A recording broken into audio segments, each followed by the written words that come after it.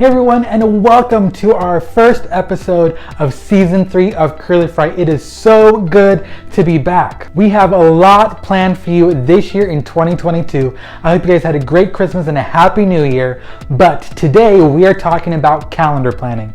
Now, one thing that I want to let you guys know is just because January already started doesn't mean that it's too late to get started. I want you to know something, that in children's ministry, it's never too late to do anything. Sure, maybe to do some holiday stuff, it could be a little bit too late, but to plan ahead, it's never too late. So today I'm gonna give you guys 3 tips on how to plan your year.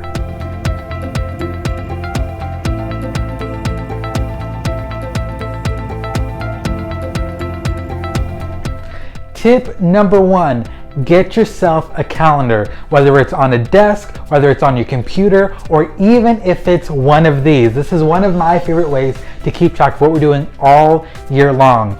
Now, what I got, this is, you can order this on Amazon, and it's just a big about 3 to 4 to about 5 feet long calendar, and it's erasable and reusable every year. I used to use the ones that were date specific or year specific, but then I'd have to order new ones and they're kind of costly every year, so I kind of splurged a little bit and got this big one. So right now we have planned from January all the way through August, and very soon we'll have the rest of the year planned out as well. Now, one thing to keep in mind is your calendar is not stone.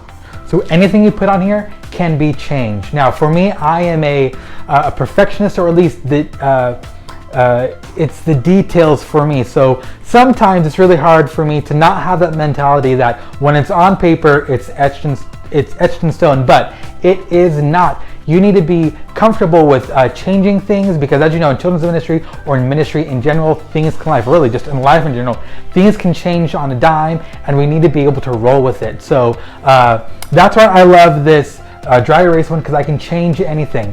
Of course, if you have something on a piece of paper, do it in pencil, but of course if you're doing pen, scratch it out. Don't feel like it's etched in stone. And then also, if you like to use computer calendars, do that as well, but know that it is not etched in stone no matter what you put on here. It's a good idea, but just because it's on the calendar doesn't always mean that in the long run it's going to be the best thing for your ministry. One of the best things that I've learned from, shout out to Kevin Gear. He was a children's pastor when I became a children's pastor, and he's now a lead pastor at a church in Montana. But he said, just because a meeting is on a calendar doesn't mean that meeting actually has to happen. If there's good things to discuss that need to be talked about, then have it. But if it's just going to be a meeting because it's on the calendar, get rid of it. And I'd say the same thing for maybe even some events or some ideas that you have. Just because it's on the calendar doesn't mean that you have to do it.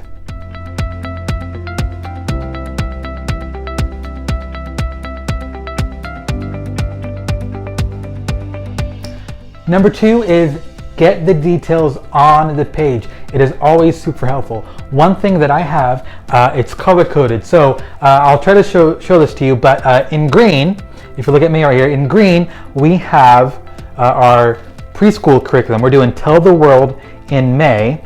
And then in blue is our elementary. So we're doing something called Ouch, and that's from High Voltage Kids Ministry. It's one of my favorite curriculums to buy from. Now, if you look back in April, we have something in purple, and that is an all-church event. That means the entire church does it, and maybe even including kids. You want to have everything on this calendar because you don't want things to conflict. You don't want any youth events conflicting with the children's events, or even with the main church events. So have everything on this calendar so you are able to move things around as easy as possible. We've color coordinated some of our events, so we know when we just take a glance at our calendar exactly what it is. But this is also very helpful because if you look in June, we have VBS on that first full week of June. Well, now that I know that that's there, I can go back and I can begin putting down in May the leaders meetings that I want to have, and then in April and March and all of that. So it's super helpful to have everything on there because you can always backtrack and know when you want to start promoting things, when you want to begin having meetings, especially with things for camp. And even it's also helpful if your church does a kids musical during Christmas time. You put those dates on and then you go backwards to see how many rehearsals you need to have and when you're actually able to start.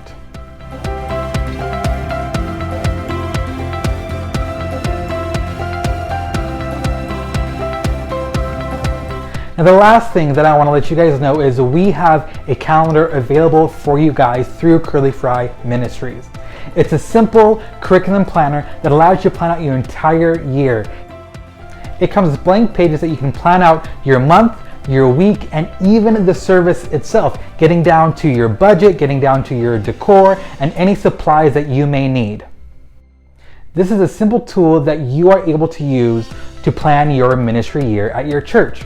But I say this because I think it's always important to have this calendar accessible to you. So sure, I have this in my office, but actually I've also put this on my computer calendar. In fact, in our church-wide calendar. So I'm able to access it anywhere, if I'm at home, if I'm at work, or if I'm just out at a coffee shop doing whatever. Or even on my phone, I'm able to access it, make the changes that are necessary, and then I will always come back here and change it on my master calendar.